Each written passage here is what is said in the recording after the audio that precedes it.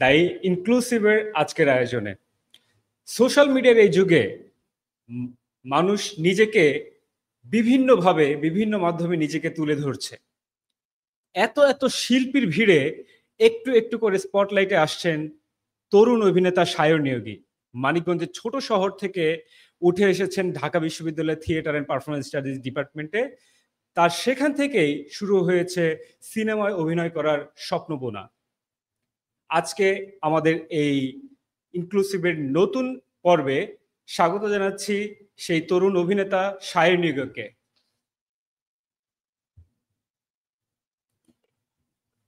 সায়র, আপনাকে স্বাগতম। Thank you. Sayar, আমরা প্রথমে একটু আপনার সাথে বিভিন্ন বিষয়ে কথা বলবো। আপনার কাছ থেকে জানতে চাই যে অভিনয় জগতে আপনার যাত্রার গল্পটা কি, কিভাবে শুরু হলো আপনার অভিনয়ের প্রতি নেশা?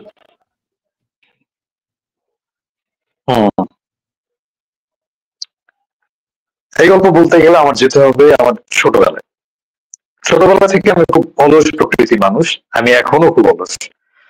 তো ছোটবেলা আমার সব থেকে ভালো সম্পর্ক ছিল টেলিভিশনের সাথে। টেলিভিশন না, মেইনলি সিনেমার সাথে। 4 বছর বয়স থেকে আমি সিনেমা দেখি।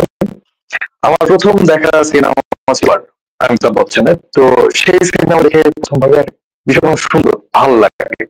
সেই থেকে শুরু। এরপর শুরু হয় অনেক সিনেমা দেখা। আমি এখনো প্রচুর সিনেমা দেখি।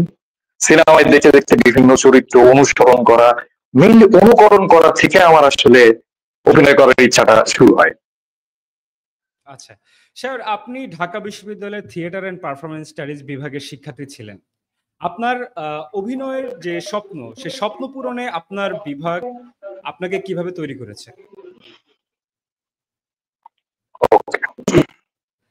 ছোটবেলায় যখন সিনেমা দেখতাম তখন মনে হতো একজন হিরো হওয়ার জন্য শুধু নাচ গান ফাইট এগুলো জানলেই হয়।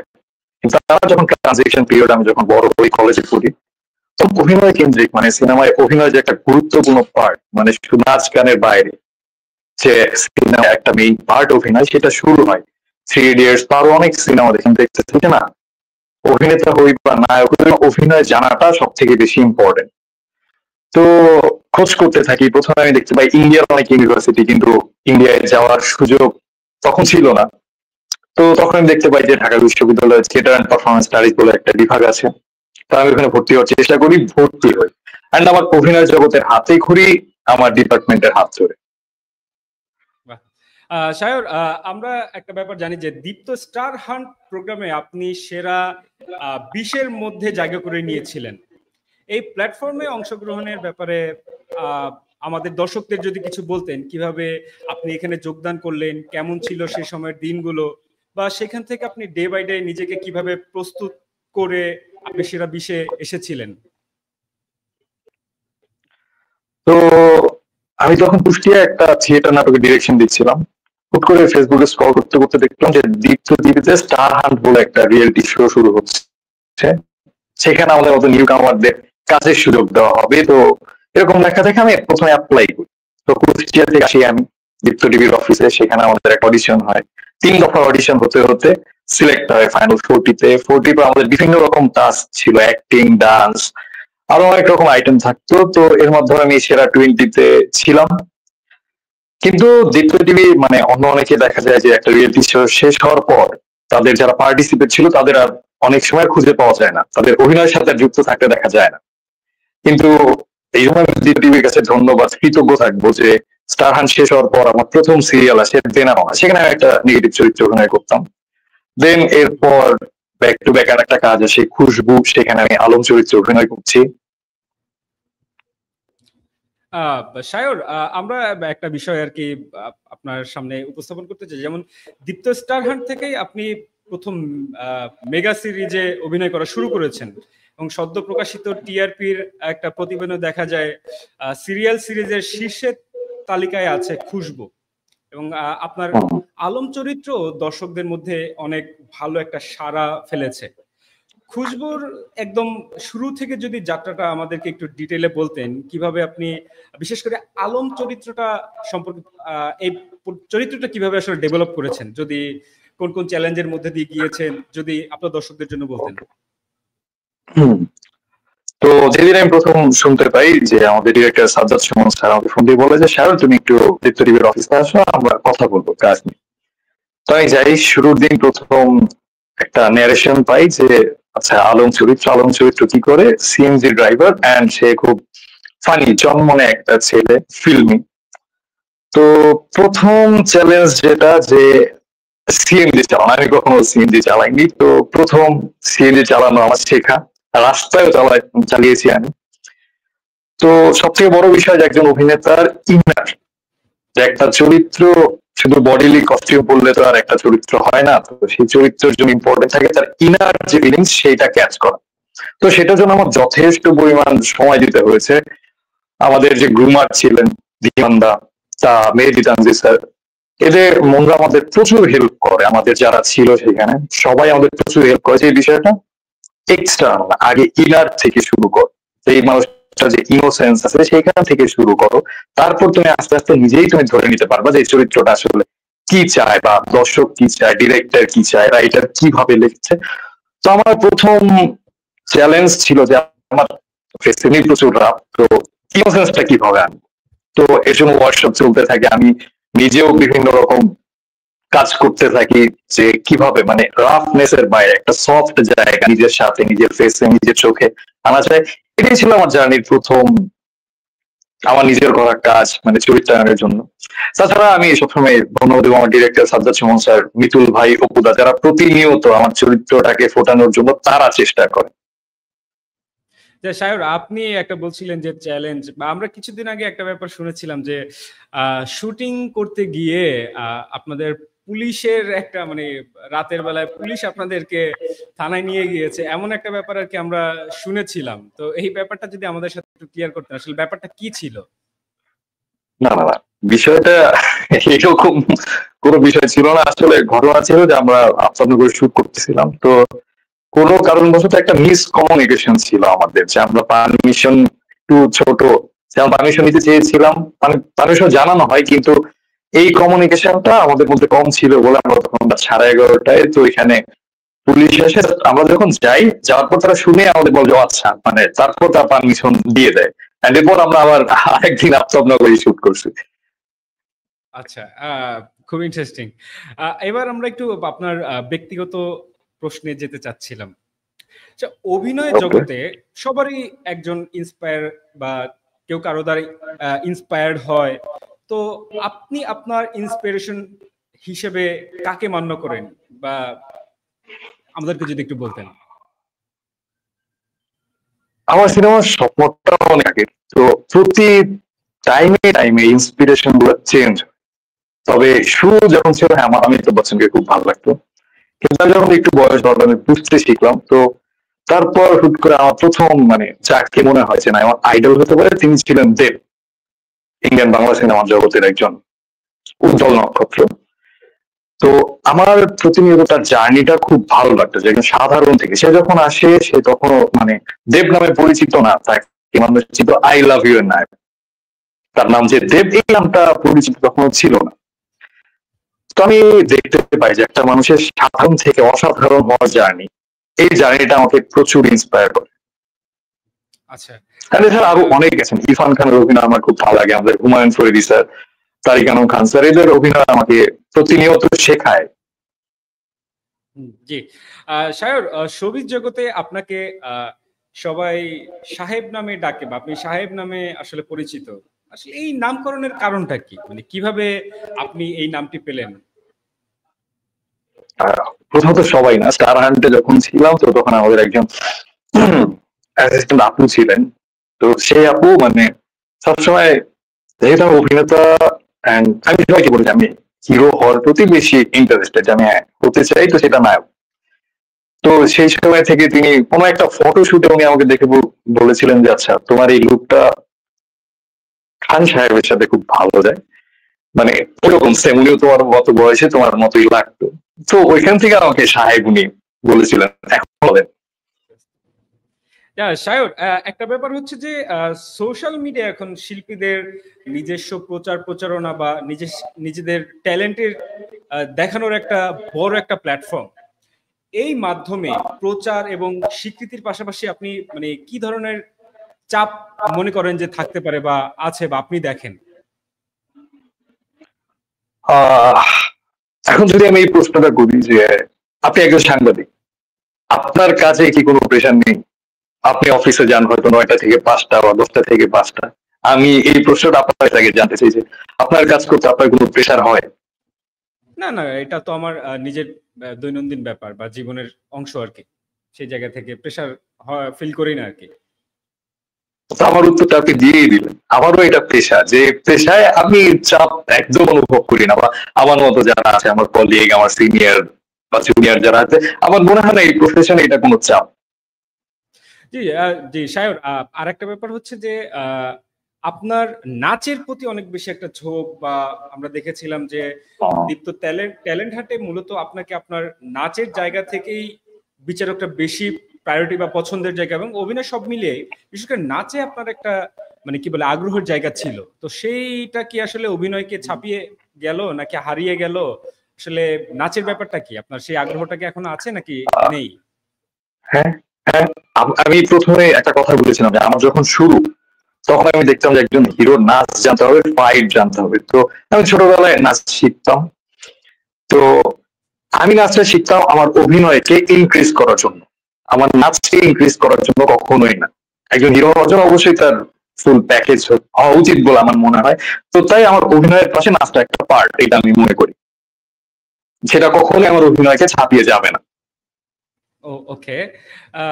সায়র, বাংলাদেশি ছবি যে বর্তমানে আপনি কি ধরনের পরিবর্তন বা উন্নয়ন আপনি দেখতে পাচ্ছেন? বিশেষ করে তরুণদের জন্য কি কোনো স্কোপ তৈরি হচ্ছে বা কি আগের অবস্থায় আছে?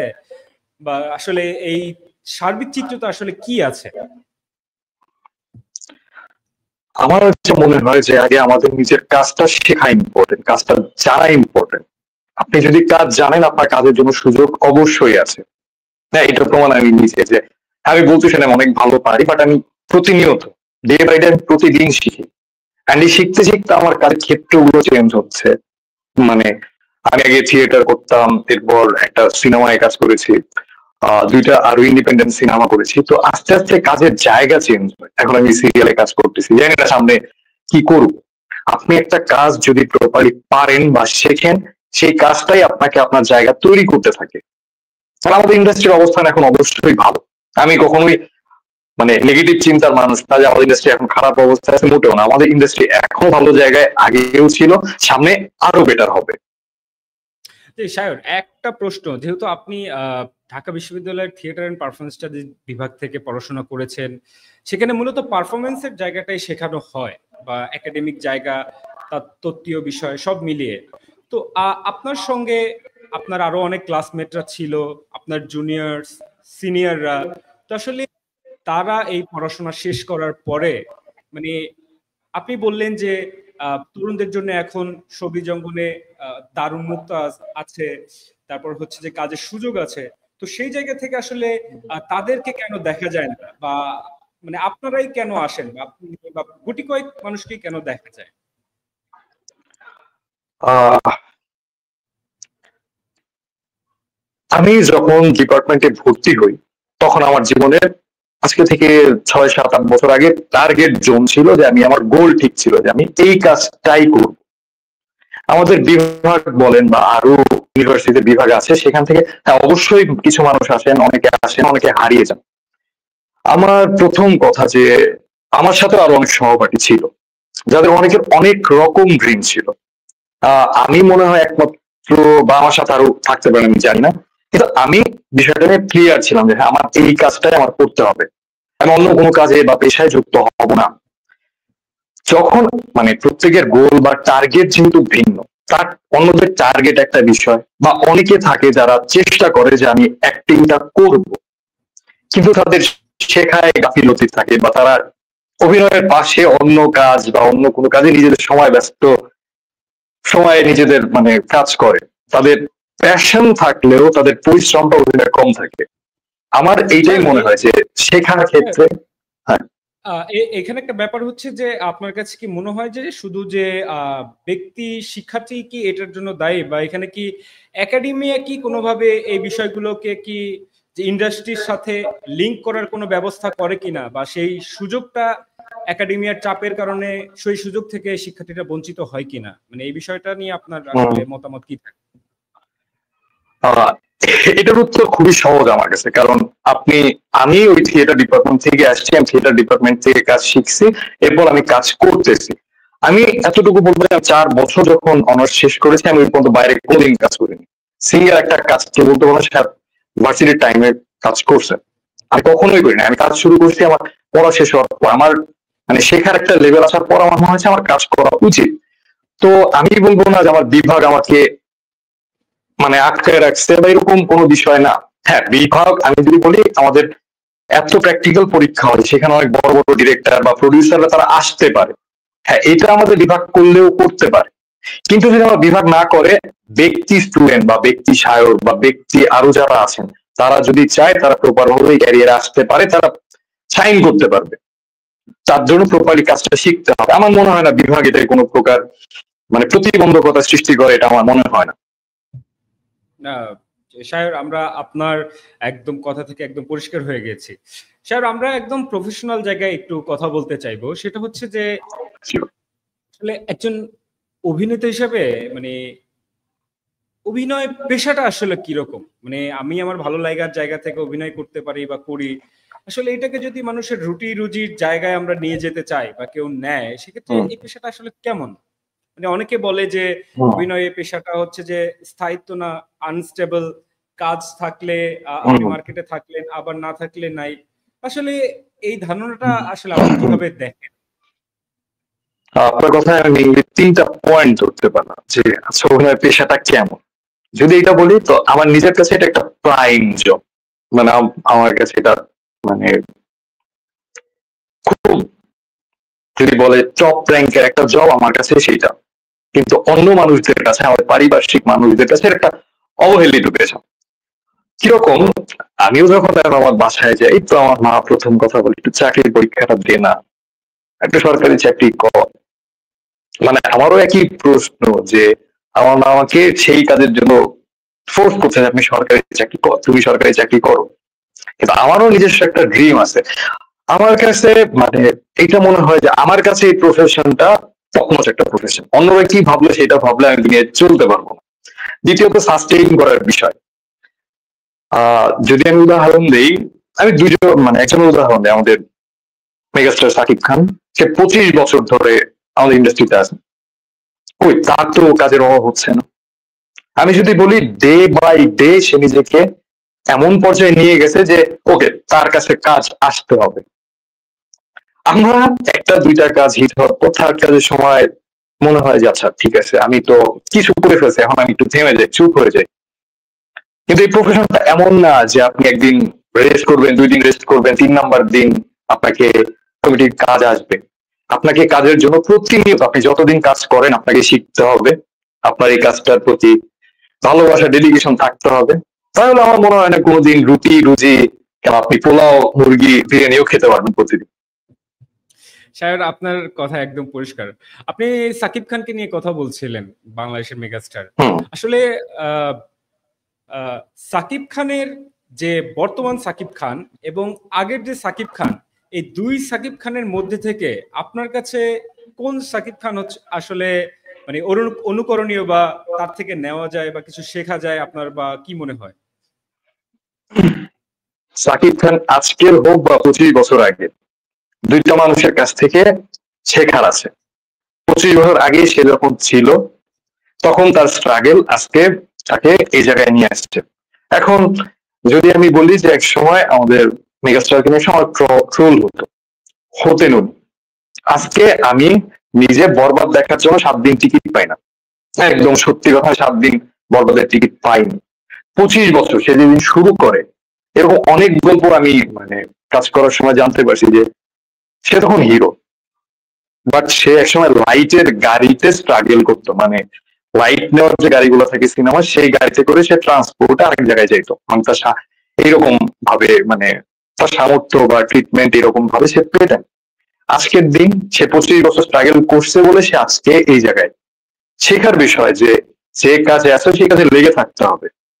অ্যান্ড এখনকার সময় সেই জায়গা থেকে সে এখন অনেক পরিণত, অনেক ম্যাচিউর। সে তার অভিনয় দেখলে বোঝা যায় যে সে তার পরিবর্তনটা এটাই। তো আমার তার কাছে শেখার বিষয়, যে পরিস্থিতিতে থাকো সেই পরিস্থিতিতে মানিয়ে নাও আর নিজেকে ডে বাই ডে উন্নত করতে থাকো, এটাই তার কাছ থেকে শেখা। আমার না, সবার শেখা উচিত। মানে যারা এই প্রফেশনে আসতে চান, এই মানুষটার স্ট্রাগল অবশ্যই দেখা উচিত। সায়র, গত 2-3 বছর ধরে দেখা যাচ্ছে যে বাংলা সিনেমা বা বাংলা সিনেমার প্রতি মানুষ আবার সেই হলে গিয়ে সিনেমা দেখার যেই একটা ক্রেজ আগে ছিল সেটা এখন আবার নতুন ভাবে তৈরি হচ্ছে। তো আপনার কাছে কি মনে হয় যে আসলে আমাদের কি ধরনের সিনেমা নিয়ে বেশি কাজ করা উচিত, বা কি ধরনের সিনেমা বা গল্প নিয়ে কাজ করা উচিত? এখন গল্প তো রাইটার লিখবেন, কিন্তু আমি যদি বলি আমার সাইড থেকে, তো গল্প নির্ভর সিনেমা হওয়া উচিত। এখন যদি আমি বলি যে শুধু সাকিব খানের বরবাদ, তুফান, তাণ্ডবে মানুষ হলে যে সিনেমা দেখছে, বিষয়টা তা না। আমাদের উৎসব সিনেমাতে মানুষ হলে গিয়ে ঠিক সেম ভাবে উৎসব যে একটা সিনেমা, সেই উৎসব মুখর পরিবেশে সেই সিনেমাটা মানুষ দেখেছে। তো গল্প নির্ভর সিনেমা যদি হয় আমাদের এই সময়ে, তো সেই সিনেমাটা মানুষ আবার হলে যাবে, সিনেমা দেখবে, সেই সিনেমা নিয়ে উৎসবের মতো আমেজ থাকবে। সায়র, আপনি কন্টেন্ট খুবই নির্ভর। চমৎকার বলেছেন। স্যার, আমি একটা ব্যাপার আর কি জানতে চাই। আপনি তো একটা দীর্ঘ একটা সময় মঞ্চে অভিনয় করেছেন।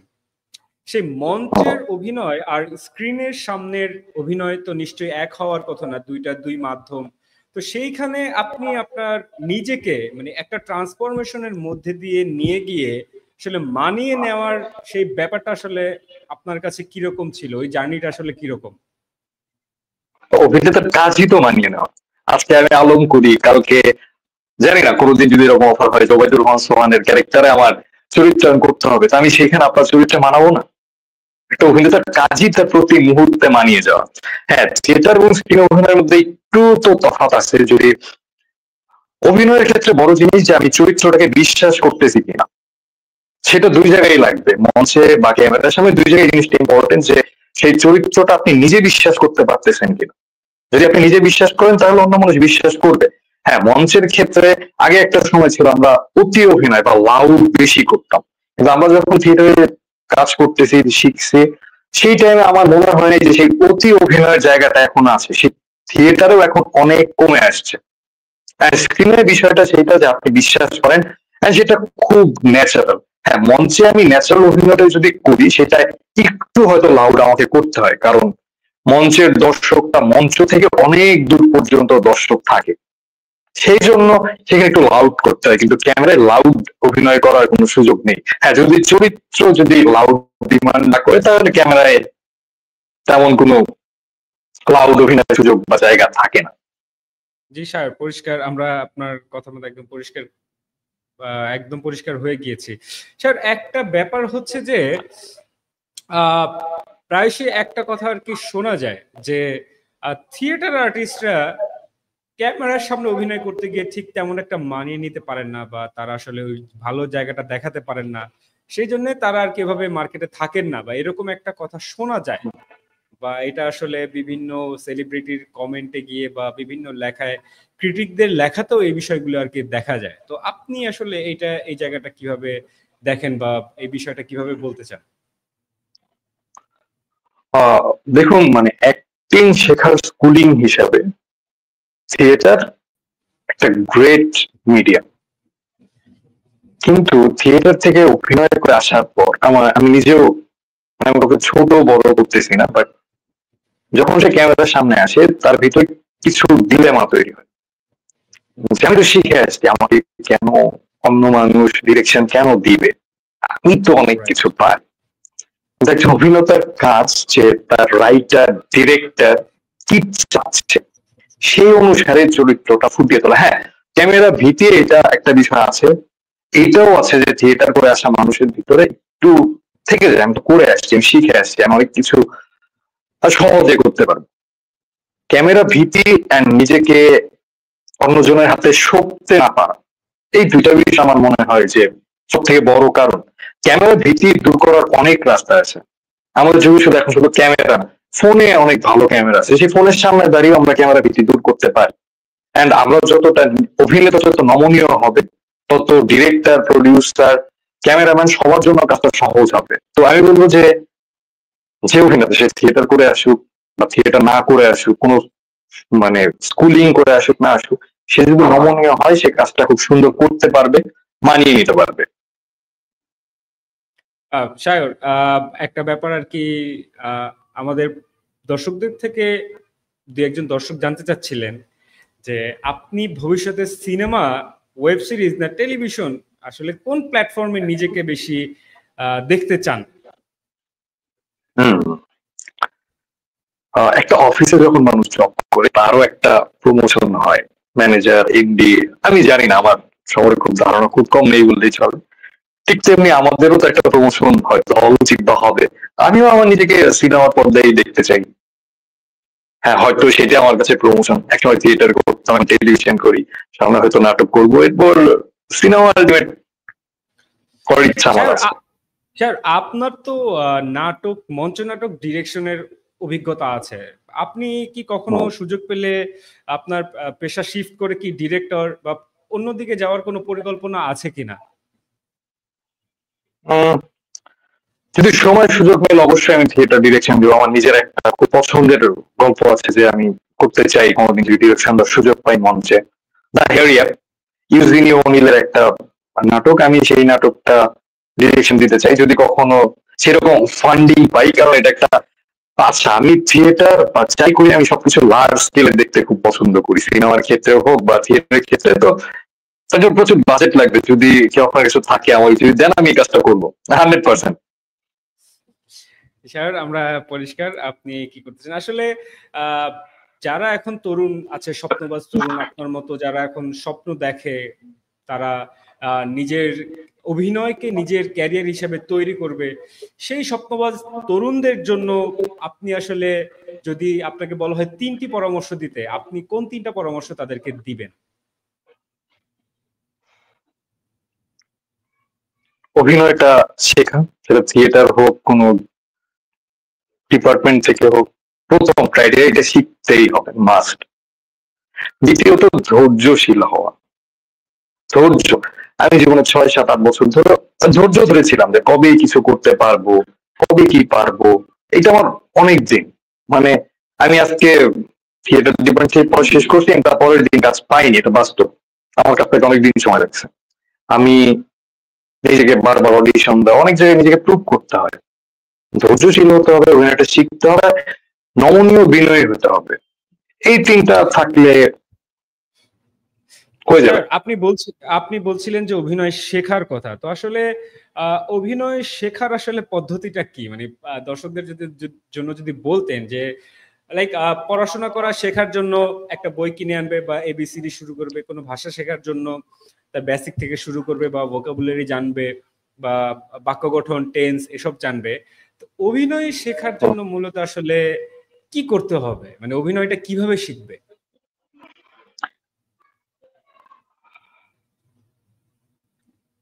ইমাজিনেশন সব থেকে বড় জিনিস। শুধু থিয়েটার করতে হবে, ডিপার্টমেন্টে পড়তে হবে এমন না। আমাদের দেশে অনেক বড় বড় অভিনেতা আছেন যারা থিয়েটারও করেননি বা ই করে আসেননি, কোন ডিপার্টমেন্ট বা ফিল্ম স্কুল থেকে, অ্যাক্টিং স্কুল থেকে তারা পড়ে আসেননি। অ্যাক্টিং যদি কেউ ঘরে বসে শিখতে চায়, আমি বলবো নিজের ইমাজিনেশন পাওয়ার বাড়াতে। আমাদের গল্পের বই আছে অনেক, গল্পের বই পড়তে পড়তে সেখানে বিভিন্ন রকম চরিত্র থাকে একটা গল্পের বই। সেই চরিত্রগুলো যদি আমি নিজে দেখতে থাকি যে চরিত্রটা এরকম, তারপর আমি নিজে নিজে যদি শুরু করি। হ্যাঁ, আমি এইভাবে শুরু করেছিলাম, আমার শুরু ছিল সিনেমা দেখে। আমি সিনেমা দেখতাম, এন্ড কোন চরিত্র পছন্দ হলে সেটা নকল করতাম, এক্সাক্ট নকল, যে আমি সিনেমায় কি দেখছি আমি করতেছি।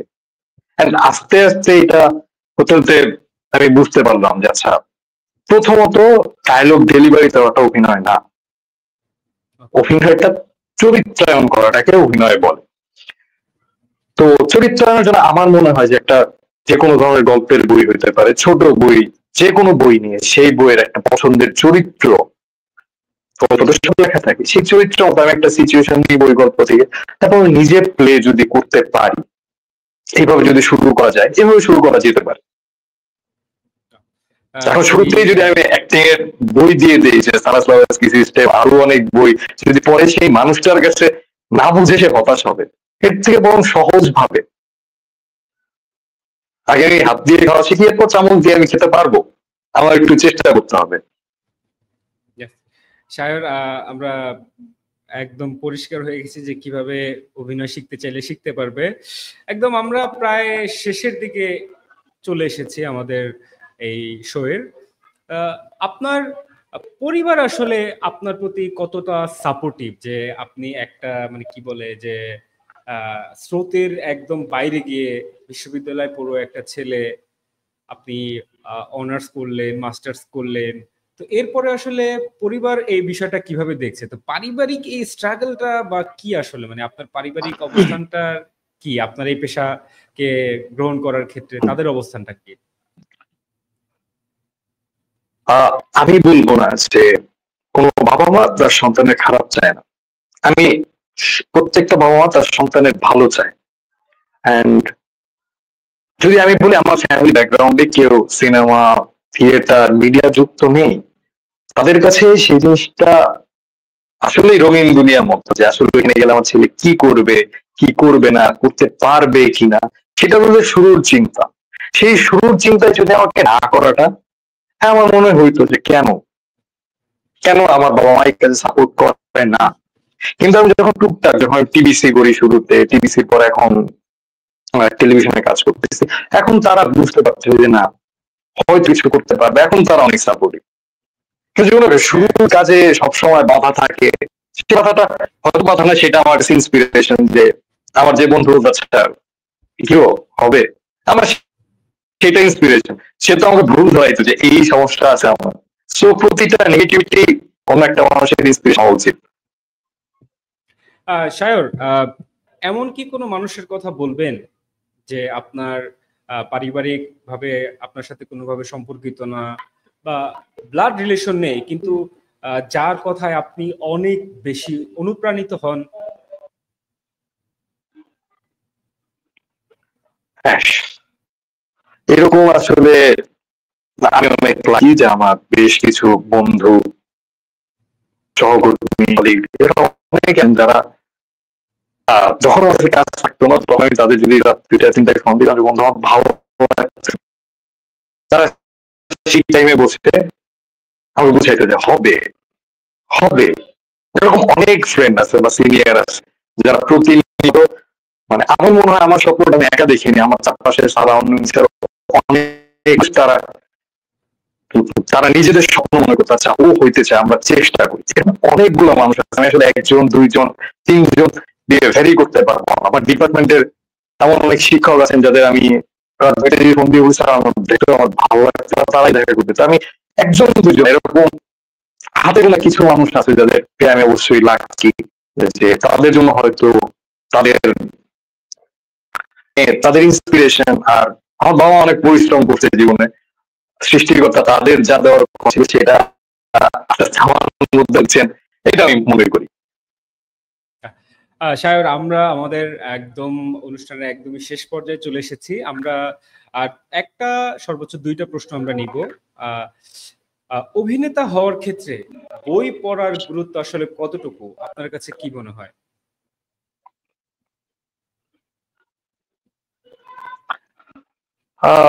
এটা ভেরি করে আমার কাছে, আমার নিজের জীবনে আমি বই খুব কম পড়ে, আমি সিনেমা দেখি। আমার আমার মনে হয়েছে আমার অনেক বন্ধু ছিল যারা এখন কাজ করে বা টুকটাক কাজ করে, যার মধ্যে অনেকে বই পড়তো।